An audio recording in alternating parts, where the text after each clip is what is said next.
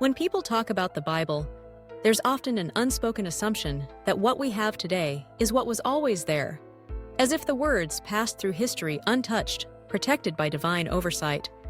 But history doesn't work like that. Power doesn't work like that, and neither does religion. So the question isn't whether the early church edited the Bible, it's how much, how often, and to what end. First, let's set the scene. The earliest manuscripts of the New Testament weren't carefully guarded scrolls copied by professional archivists. They were handwritten letters, circulated among communities, sometimes read aloud, sometimes copied by untrained hands. No printing presses, no digital backups, just fragile paper, fallible memory, and theology under construction. And here's where it starts to get messy. We don't have the original manuscripts, not a single one. What we have are copies of copies of copies. And if you think ancient scribes were just innocent middlemen, think again. Even scholars who are devout admit it. Scribes made changes, sometimes by mistake, often on purpose. Take Bart Ehrman, one of the leading scholars on early Christianity. He was a devout believer until he started studying how the New Testament was transmitted. What he found shattered the idea of a stable, untouched Bible.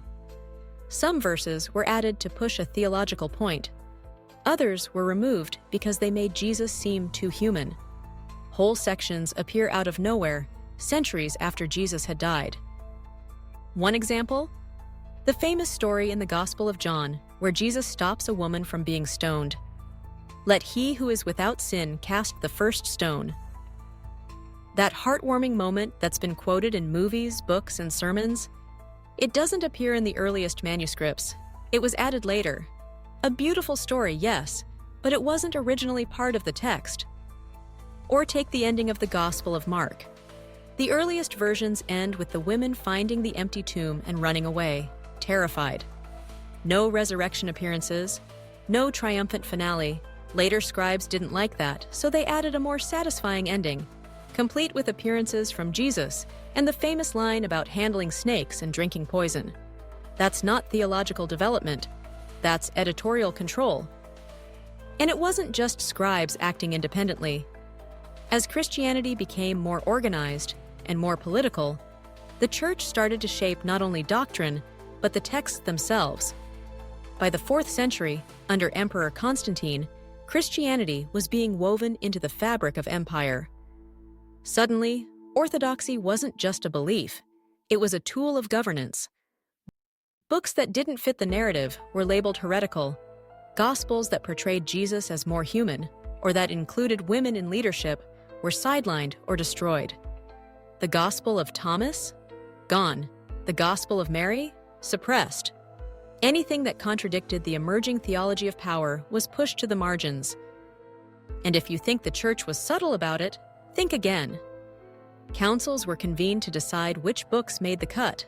Doctrines were voted on. Competing ideas were stamped out. This wasn't spiritual discernment. This was political engineering. The Bible we ended up with wasn't chosen because it was the most authentic. It was chosen because it served the purpose of control.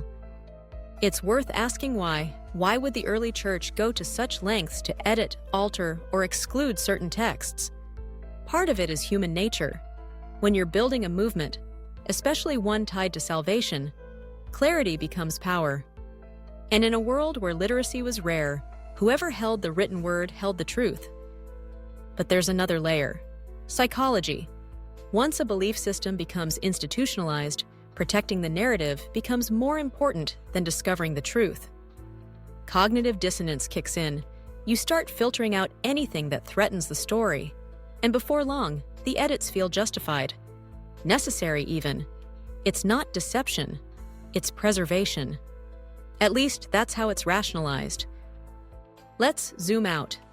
Today, we treat the Bible as a single book, but it's really a library, written by dozens of authors, over centuries, in different languages, to different audiences. And yet, most Christians treat it as a unified, divinely inspired whole. That illusion only holds if you ignore the history, the mess, the contradictions, the debates, the lost texts. And those contradictions matter.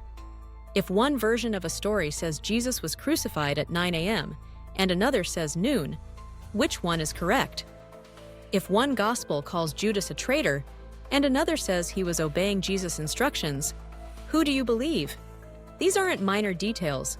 They shape how billions understand morality, sin, redemption, even the nature of God. The early church knew that. That's why controlling the text was so important. And over time, that control extended to language itself.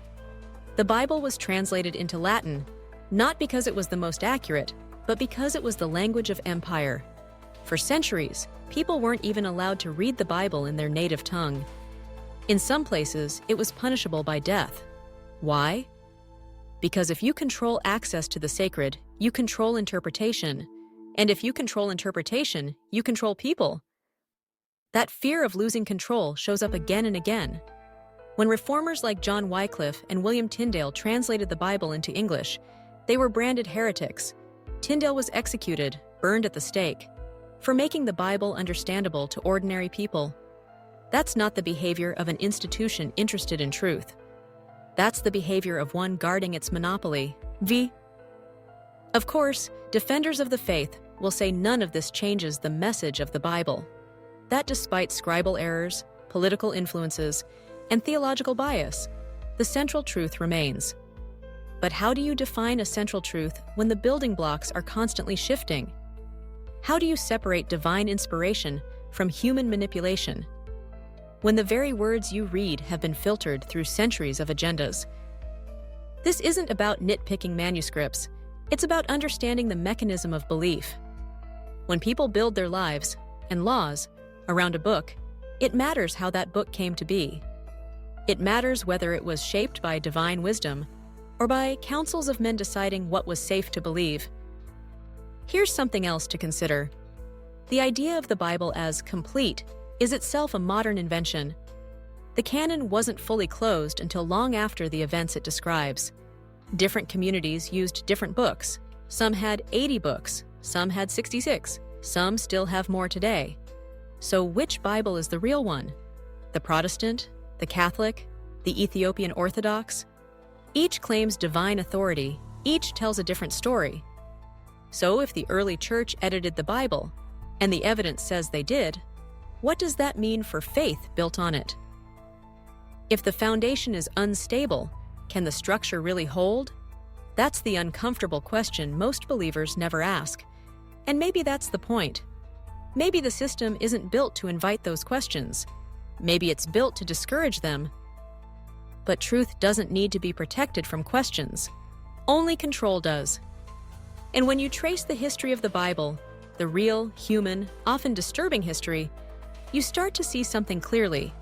The story of Scripture isn't just a story of faith. It's a story of power. And power always edits the story in its favor. So no, the Bible wasn't handed down intact. It was edited, shaped, censored, and polished to fit the needs of those who claim to speak for God. And once you see that, you can't unsee it. Because sometimes the greatest revelations aren't in what's written, but in what's been erased.